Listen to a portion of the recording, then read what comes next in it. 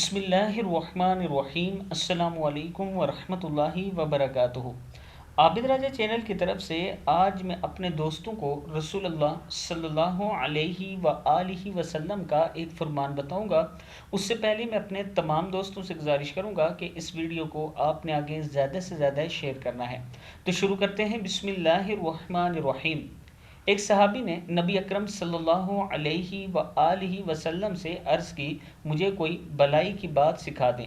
آپ صلی اللہ علیہ وآلہ وسلم نے فرمایا کہ یہ وظیفہ پڑھ لو: سبحان اللہ والحمد للہ ولا الہ الا اللہ واللہ اکبر۔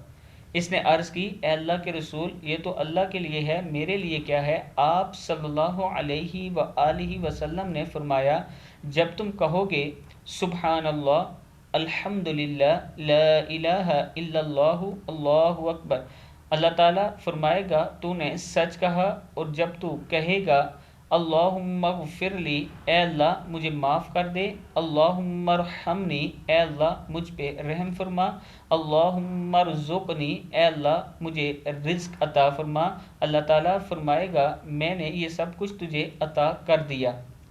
یہ کتاب کا حوالہ نیچے موجود ہے، آپ دیکھ سکتے ہیں۔ اس ویڈیو کو آپ دوستوں نے آگے ضرور شیئر کرنا ہے۔ السلام علیکم ورحمۃ اللہ وبرکاتہ۔